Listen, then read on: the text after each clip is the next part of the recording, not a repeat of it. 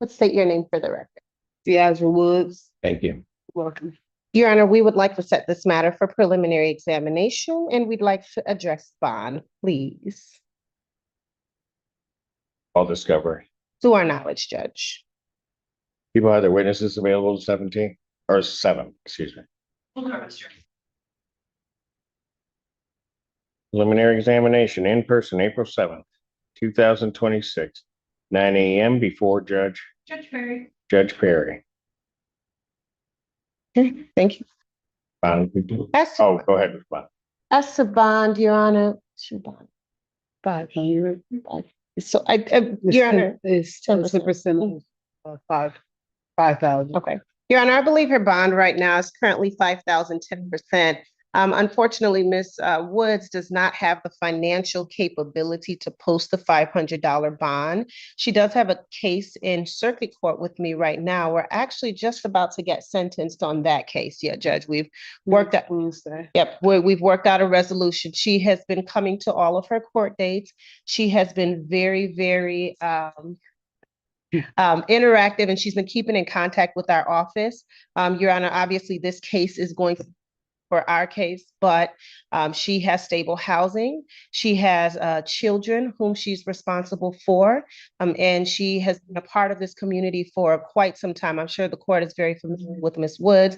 I'm asking that the court consider releasing her on a personal recognizance bond.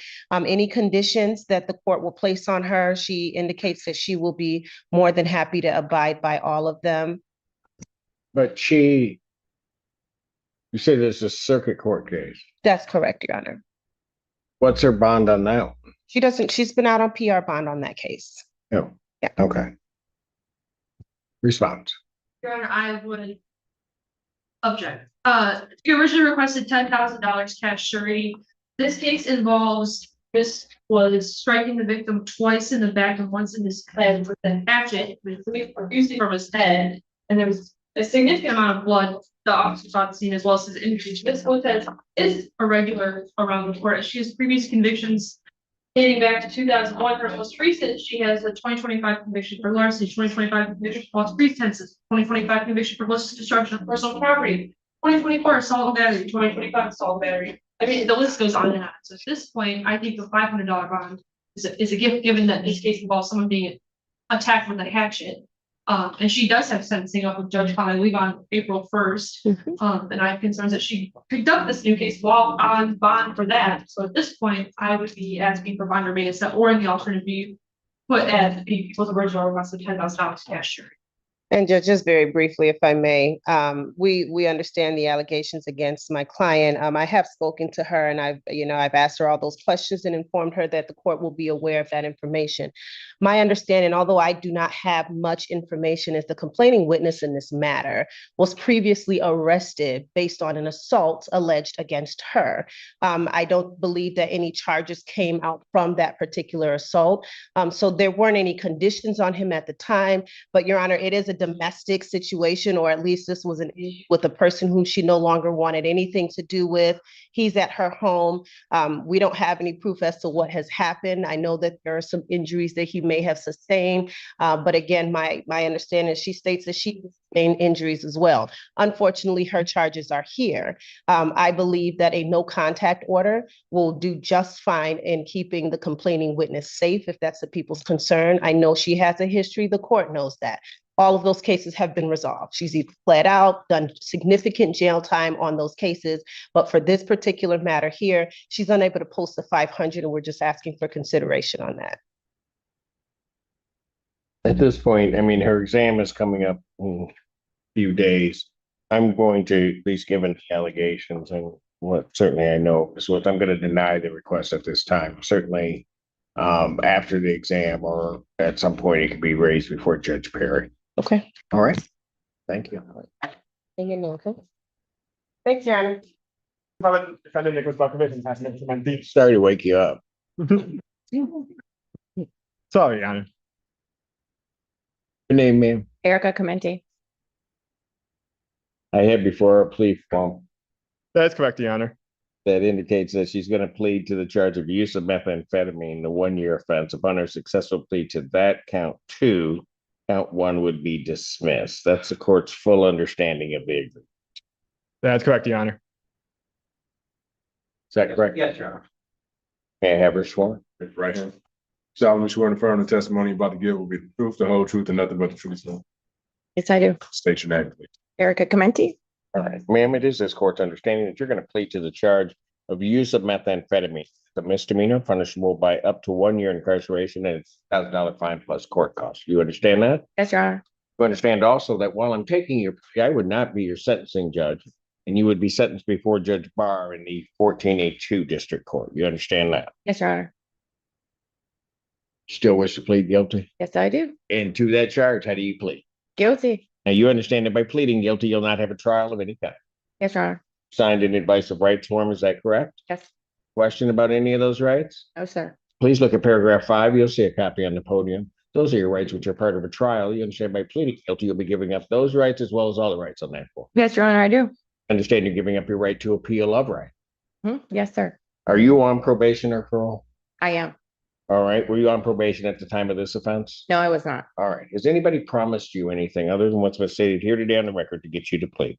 No, Your Honor. Anybody threaten you or coerce you? Nope. You're doing this voluntarily Yes, I am. and of your own free will, Yes, and because you believe that you're guilty of this offense? I am. On February 10th, 2025, at the location of East Clark Road near Prospect, Superior Township, Washington County, State of Michigan, did you have fentanyl in your possession? Well, did you have methamphetamine in your possession? Yes. All right. Had you used it? Yes. You know what you were using was methamphetamine? Yes. Ma'am, I do have to apprise you that if between the time I accept your plea and the time of sentencing, if you commit misconduct as defined under the Michigan court rules, the court would no longer be bound by any evaluation or recommendation, and you would not be entitled to withdraw your plea. You understand that? I do. Counsel, are you aware of any other promises, threats, or other inducements which have led to this plea? No, Your Honor. No. And have I complied with the court? Yes, sir. The defense is satisfied, Your Honor. Court will accept the defendant's plea to count 2. Count 1 is dismissed. Pre-sentence investigation and report is ordered at 14A2 probation. Sentencing in this matter will be April 21st at 10 a.m. April 21st, 2026, 10 a.m. Yes. And Mr. Buckovich did a good job for you. You did a great job. See, that's what I'm saying. Thank you, Your Honor. I knew he would. Just some people don't appreciate it. Oh, it was a new- Tennessee, that's what- don't worry about it. Okay. Thank you so much. I'm happy to see that. We'll go back the other way. Your Honor, I think Mr. Childers and I came to an agreement on this matter today. We just need a little time to present the paperwork to the court. So I'm asking for an adjournment of the probable cause conference. Yeah, there's a problem. I'm aware of the problem, Judge. Okay, let's talk about that. Okay. So the report I'm assuming you're just reading, which I would again assume that is the same one that I have, indicates that Mr. Taylor missed his appointment with Community Corrections on Tuesday. Mr. Taylor indicates to me that he believed that that appointment was today before he came to court, was intending to go there today. Unfortunately, he learned, as I was talking to him yesterday, when I received the email that with that report, that he was actually supposed to be there on Tuesday. So he does want me to let this court know that he's more than happy to comply with anything this court wants him to do with respect to testing, do what he needs to do through community corrections. But he's also advised me that he is currently participating in and doing very well in a methadone program, which involves testing already. He tested on Washtenaw Therapeutics LLC right down in Glencoe Hills. I was actually had my therapy yesterday. Yesterday they drug tested me. They drug test me at least once a week. Usually it's a random test there, but the magistrate said that they would accept the results from there so that I don't have to pay the community corrections fee to do it. That as long as it's through there, my results will be fine. And when I got So how are they supposed to get there? that's what we discussed, Judge. I let him know. I've said, well, that's wonderful. You just need to establish all of that with community corrections. And like I said, he did plan to do that. He thought he had to be there earlier today. Unfortunately, the date that they gave him was Tuesday. So did you go there today? he told me that I told him to come here. because with this report, I figured you'd want to, my understanding is usually community corrections, once a report like this is issued, they wait for him to see the court. So if that was bad advice, that's what I give him. Please. So that from the other place. I signed a release the day I was released. Has signed a release with the methadone clinic already. He just needs to get everything. So we can get those testing results. They'll be able to be sent. I have any proof that he's in this clinic? I got my methadone bottle from the weekend right here that shows my Bottle? Yeah, it Oh, shows okay, thanks. it shows my prescription. It shows the date. Oh, okay. You like me to? So, I mean, he's prepared to go over there right now, Judge. All right. Everything's written. Here's what I'm gonna do. I'm gonna trust you. I don't know why. I showed up for my last three. Your Honor. What'd you say? I showed up for my last three cases, Your Honor. I came here. Okay, the very fact other cases to show up for. Go Yeah. on. Keep your mouth shut. No, it sounds good initially. Then it comes out. Well, adjourn your probable cause conference to the 16th. If you go over to community corrections now, you're into. Oh, he's coming over to do. Thank you. Bond will continue. Thank you. All right. Go over there. You know, Say that a little louder. For the court. Cedric Gray. All right. There is none yet. He told me I should talk to them over the next week or so via email so I can see about getting you one.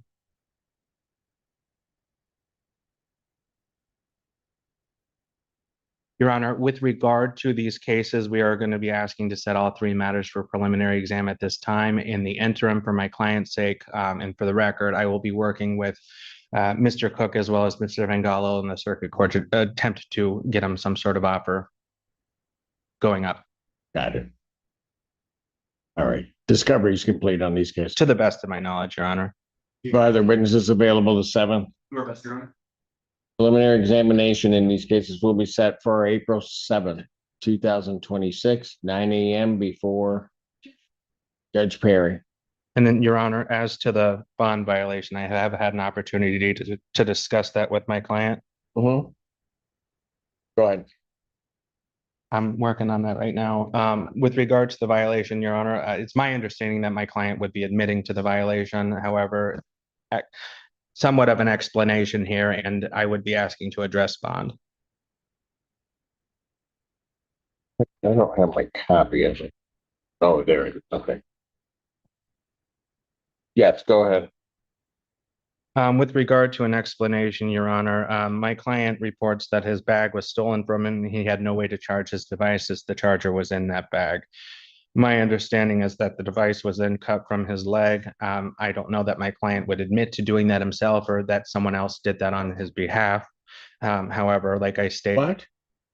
So this is part of the explanation? This is part of the explanation, Your Honor. Grab his leg and cut it off? Okay. Go ahead. Your Honor, he advises that he advises that he was scared at the time, that he wasn't in his right frame of mind, and that he wasn't also on his medications. And he advises that he was getting high, Your Honor. Get what? Getting high, Your Honor. And in that regard, like I stated, Your Honor, I would ask to address bond. Motion for bond reduction is denied. Defendant admitting to the violation. I will sentence him on a state of the violation.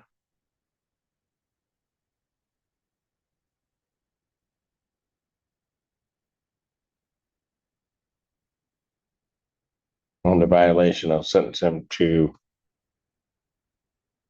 7 days, credit 7 days, sir.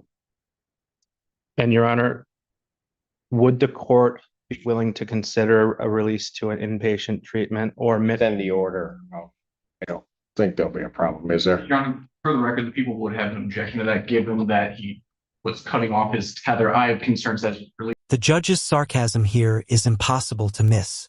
Claims about a ghost cutting off a tether? That's not going to fly. Courts rely on accountability, and excuses like this can backfire hard. To treatment, even with the tether order, that would not be sufficient. But if he's treatment, he's probably not getting high, which is probably part of the reason that the ghost came up and cut his tether off. I'm not an expert on ghosts, so I can't say that, but. It was weird or something.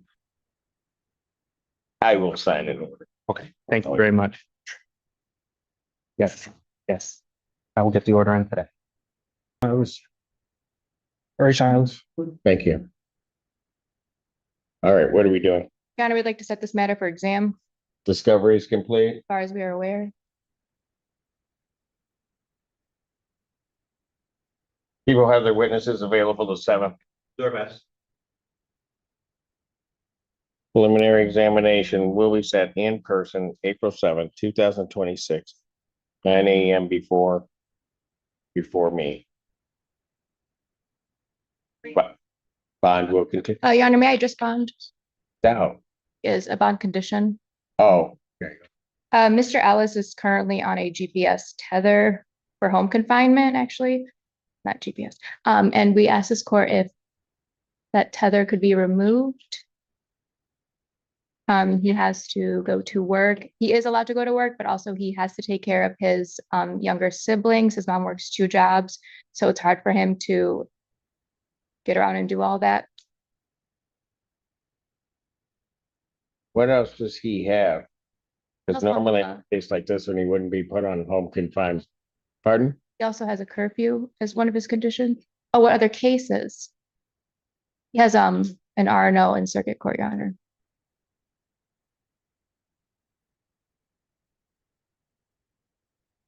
Your response from the people. Thank you, Your Honor. Your Honor, we were initially asked for a 30 bond in this case. Due to the fact that he was on currently on probation in circuit court. This is where he admitted to possessing a pistol while he's on probation, so he felt that safety of the community was paramount, and we would ask that bond be continued with this current condition. And Your Honor, Got an R&O that he was on probation for in circuit. It's like, who doesn't have an R&O? And then he's on probation for that, picks up this. And I could see having but having him on a home confinement, I don't understand why we're confining him to his house. and that's why I would ask this court to change that, Your Honor. That was a rhetorical question.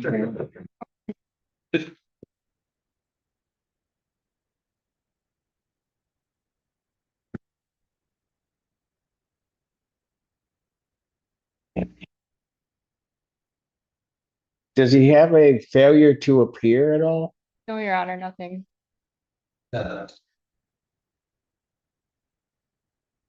And just like that, the judge gives him a chance. Tether removed, but with a clear warning. Don't miss court. This is the balance between second chances and strict consequences.